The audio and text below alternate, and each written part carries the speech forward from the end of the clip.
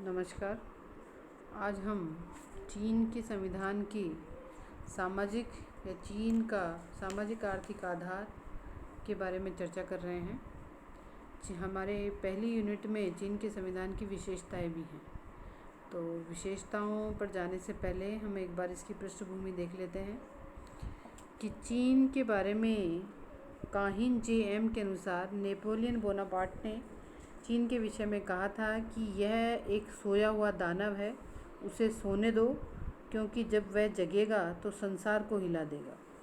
और नेपोलियन की मृत्यु के बाद एक सदी के भीतर चीन अपनी सुषुप्त अवस्था से बाहर आया, जागने लगा। और यह एक नितांत सत्य है कि उसके जागरण ने विश्व को एक बारगी हिला दिया है, बिल्कुल हिला दिया है।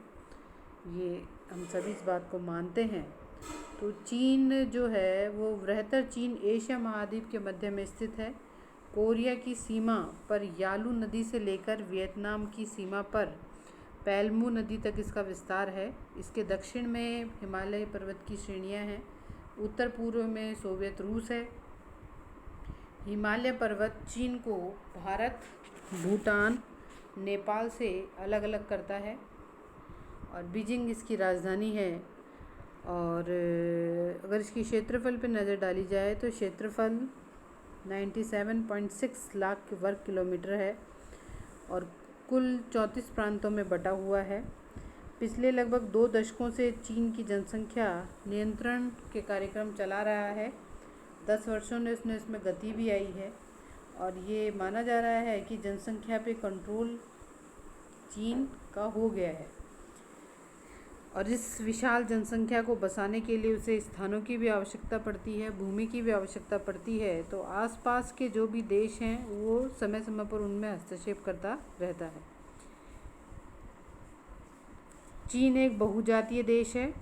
इसमें हान अर्थात चीनियों की प्रमुखता है। पूरे देश की जनसंख्या का लगभग 93% हान जाति के लोग हैं।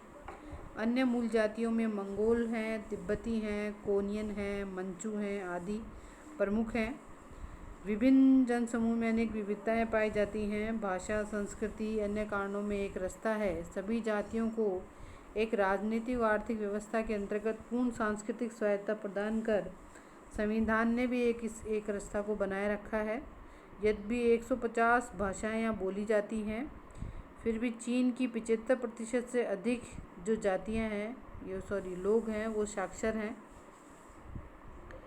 भारत के ही समान चीन के लोगों में भी मुख्य व्यवसाय कृषि है, जिनमें 75% जनसंख्या लगी हुई है। खनिज पदार्थों का चीन में बाहुल्य है।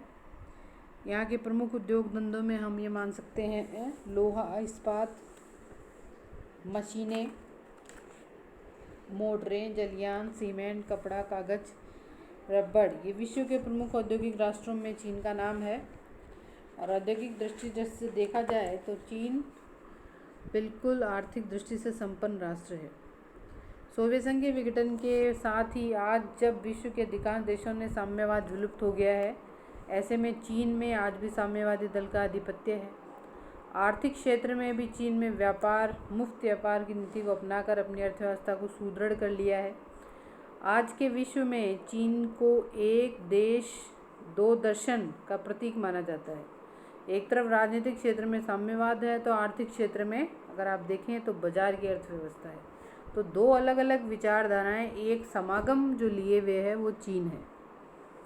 अब हम चीन की सामाजिक व्यवस्था के बारे में बात करेंगे। तो चीन की सामाजिक व्यवस्था में जो है वो देखिए, चीन की सभ्यता की गणना हम मिस्र, यूनान, बेबीलोन और भारत की प्रमुख प्राचीन सभ्यताओं के रूप में भी कर सकते हैं। चीन में ईसा के 2000 वर्ष पूर्व पाषाण युग और ईसा के 1500 वर्ष पूर्व ताम्र युग की सभ्यता के भी अवशेष मिले हैं। इतिहासकारों का मत है कि चीन में ही स्वतंत्र रूप से ताम्र युग की शुरुआत हुई थी। अब इसके पश्चात अगर हम बात करें तो अक्टूबर 1949 को चीन में साम्यवादी क्रांति हुई और माओ त्से-तुंग के नेतृत्व में चीन में साम्यवादी शासन की स्थापना हुई। माओ मार्क्स और लेनिन से प्रभावित था। प्रत्येक वस्तु को साम्यवादी दृष्टिकोण से विवेचन करता था। द्वंद्वात्मक भौतिकवाद में भी आस्था रखते हुए वह संघर्ष को विकास का आधार मानता था। उनका मत था कि समाजवादी समाज में ही विरोध और संघर्ष निरंतर बना रहता है। अतः माओ ने सतत क्रांति पर बल दिया। 1976 में माओ का निधन हो गया और उसके पश्चात चीन की सत्ता के लिए संघर्ष हुआ और उसमें कुओ फेंग को चीन का प्रधानमंत्री और साम्यवादी दल का नेता बनाया गया। माओवाद पर चलने के पश्चात उसने अपने संशोधन करना प्रारंभ कर दिया और राजनीतिक गुटबंदी के कारण उन्हें प्रधानमंत्री पद भी छोड़ना पड़ा। डेंग जियाओपिंग के शासन सत्ता संभालने के पश्चात चीन उद्योग, विज्ञान, तकनीक और कृषि आदि क्षेत्रों में आधुनिकीकरण की ओर बढ़ने लगा। चीन की सामाजिक, राजनीतिक और आर्थिक व्यवस्था पर इसका प्रभाव पड़ा। 97 में उसकी मृत्यु हो गई और उसके पश्चात बाजार अर्थव्यवस्था चीन के अंतर्गत तब तक आ चुकी थी। डेंग जियाओपिंग के बाद 2002 में जियांग जेमिन ने चीन की शासन सत्ता का संचालन किया और अब जो हैं वो भी इसी बाजार अर्थव्यवस्था पर ही कार्य कर रहे हैं। विशेषताओं में विविधता है इनकी। राष्ट्रीयता की, परिवार की स्थिति में भी वही पुरुष प्रधान समाज है। परिवार का सबसे बड़ा वृद्ध जो होता है वही मुखिया होता है। और शिक्षा व्यवस्था की बात की जाए तो यहाँ साक्षरता का जो प्रतिशत है वो बहुत अच्छा है, बहुत बढ़िया है। विज्ञान के क्षेत्र में बहुत आगे है। प्रौढ़ शिक्षा के कार्यक्रम भी बहुत व्यवस्थित ढंग से चलाए जाते हैं। अधिकांश जनता साक्षर है।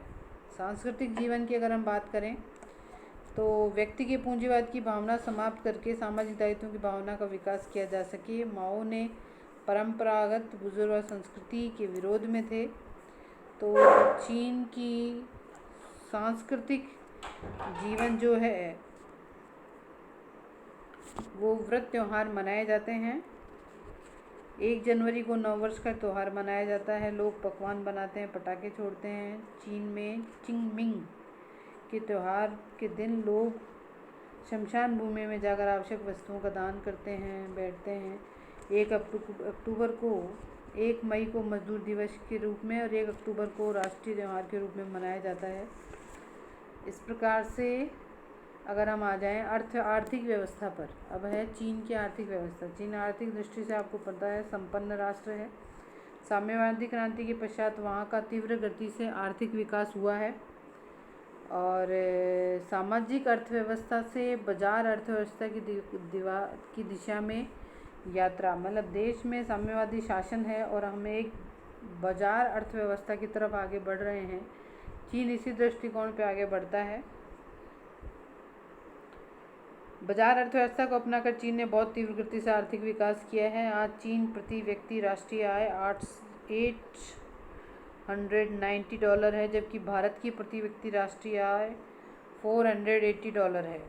भारत में 29% निर्धनता की सीमा है, इससे नीचे जीवन व्यतीत कर रहे हैं। चीन में 5% व्यक्ति ऐसे हैं जो कि बिलो पॉवर्टी लो हैं। जनता का ध्यान आर्थिक समृद्धि पर केंद्रित हो गया है। लोकतंत्र की मांग भी धीमी पड़ गई है, लगभग समाप्त हो गई है। बाजार अर्थव्यवस्था के नीचे दब गई है।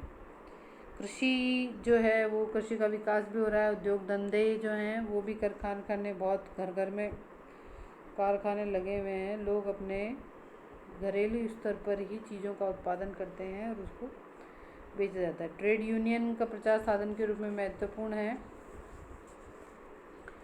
विदेश व्यापार, विदेशों के साथ व्यापार को अच्छा नहीं मानते थे, पर आत्मनिर्भरता प्रमुख विशेषता है कि आंतरिक व्यापार किया जाए तो यूरोप के बहुत सारे देशों के साथ, बल्कि ये कहा जाए कि कच्चा माल तो चीन के द्वारा ही पूरे विश्व में सप्लाई किया जाता है।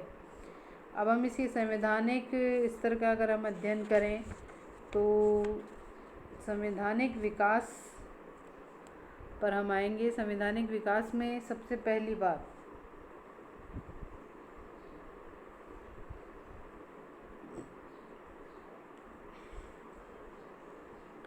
(1954) का संविधान। 49 की साम्यवादी क्रांति के पश्चात चीन में अब तक 4 संविधानों को अपनाया जा चुका है, जिसमें से लगभग प्रथम जो संविधान था 1954 का संविधान है, जो 4 नवंबर 1954 को से 16 जनवरी 1975 तक लागू रहा। चीन को एक जनवादी गणतंत्र की स्थापना की गई थी। इसका आधार जो था वो जनवादी लोकतांत्रिक अधिनायकवाद था। यह संविधान गणराज्य की स्थापना में समाजवाद की स्थापना तक के काल के लिए अर्थात एक संक्रमणकालीन संविधान था। लोकतांत्रिक केंद्रवाद इस संविधान द्वारा स्थापित समत व्यवस्था का केंद्र बिंदु था। फिर है 1975 का संविधान। 54 के संविधान पर संक्रमणकालीन व्यवस्था मात्र था। अतः चीन की चौथी जन कांग्रेस द्वारा 17 जनवरी 1975 को एक नवीन संविधान अपनाया गया। मार्क्सवाद, लेनिनवाद, माओवाद, इन तीनों इस संविधान का दार्शनिक वैचारिक आधार घोषित किया गया। ये लिखित और अत्यधिक संक्षिप्त था, 4 अध्याय में बटा हुआ था और 30 अनुच्छेद थे। इस संविधान में कहा गया कि चीन का जनवादी गणराज्य सर्वहारा वर्ग के अधिनायकत्व का समाजवादी राज्य है। संविधान के प्रथम अनुच्छेद में चीन गणराज्य में साम्यवादी दल की नेतृत्वकारी भूमिका का उल्लेख किया गया।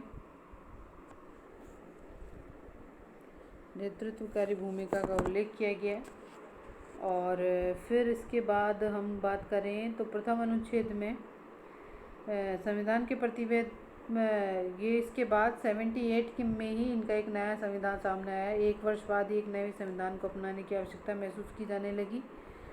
तो माओ से तुंग दिवंगत हो चुके थे, तो नए शासक माओ की नीतियों से कुछ असहमति रखते थे, इसलिए उन्होंने एक नए संविधान का निर्माण किया और ये 5वीं कांग्रेस द्वारा नया संविधान स्वीकृत किया गया। और इस संविधान में 60 अनुच्छेद थे। ये एक संक्षिप्त संविधान था और साथ ही समस्त जनता में निहित की गई शक्तिशाली जनवादी चीन सर्वहारा वर्ग की तानाशाही वाला एक समाजवादी राज्य है, जिसका नेतृत्व श्रमिक वर्ग के हाथों में है। श्रमिकों द्वारा कृषकों के बीच अटूट मैत्री के माध्यम से इसका निर्माण किया गया। फिर हम आ जाते हैं अभी जो नया संविधान इस समय लागू है, 1982 का नया वर्तमान संविधान। इसकी पृष्ठभूमि में 76 में माओ की मृत्यु के बाद चीन की आर्थिक, सामाजिक और राजनीतिक व्यवस्था में माओ के योगदान पर पुनर्विचार किया जाने लगा और 78 में ही के साथ बाद ही सत्तारूढ़ जो शासक दल था उसने ये अनुभव किया कि एक रूढ़िवादी साम्यवाद का मार्ग अब छोड़कर परिस्थिति के अनुसार हमें प्रगतिशील साम्यवाद की तरफ आगे बढ़ना चाहिए, अपनी औद्योगिक तकनीकों को विकसित करना चाहिए। तो औद्योगिक तकनीकों को विकसित करने के लिए 1978 के संविधान पर विचार के लिए एक पुनर्निरीक्षण समिति बनाई गई। समिति ने जो था अपनी रिपोर्ट दी और उन्होंने 4 दिसंबर 1982 को चीन का नया संविधान स्वीकृत कर लिया। संविधान के अनुसार देश में शोषक वर्ग समूल नष्ट कर दिया गया। वर्ग संघर्ष अब समाज में नहीं है। यह विचार माओ से तुंग के इस विचार से बिल्कुल हटकर है जिसमें सतत क्रांति की बात कही गई है। झेन ने सांस्कृतिक क्रांति की एक बड़ी गलती बताकर यह स्पष्ट कर दिया कि नया नेतृत्व माओवाद से पूरी तरह विमुख हो गया है। तो जिस पृष्ठभूमि में संविधान तैयार किया गया था अब अपनी उस पृष्ठभूमि से बिल्कुल अलग हो चुका है। नया संविधान जो है उसके वैचारिक आधार की अगर हम बात करें तो वो मार्क्सवाद, लेनिनवाद, माओवाद तीनों विचारधाराओं से प्रेरणा प्राप्त करते हुए इस नए संविधान को बनाया गया है।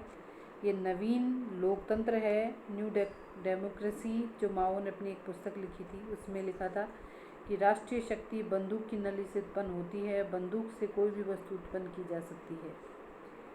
तो आज का जो चीन का संविधान है यह नवीन लोकतंत्र है, पूंजीवाद को निरुत्साहित नहीं करता है, साम्यवाद का न्यूनतम कार्यक्रम चलाता है, अधिकतम साम्यवादी कार्यक्रम चलाने होंगे और साथ ही अर्थव्यवस्था को इन्होंने केंद्र बिंदु मान लिया है।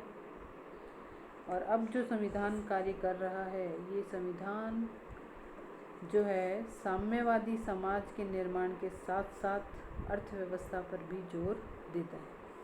इस प्रकार से चीन के संविधान की पृष्ठभूमि हमने देख ली है। हम अपनी अगली कक्षा में इसके संविधान की विशेषताओं पर चर्चा करेंगे।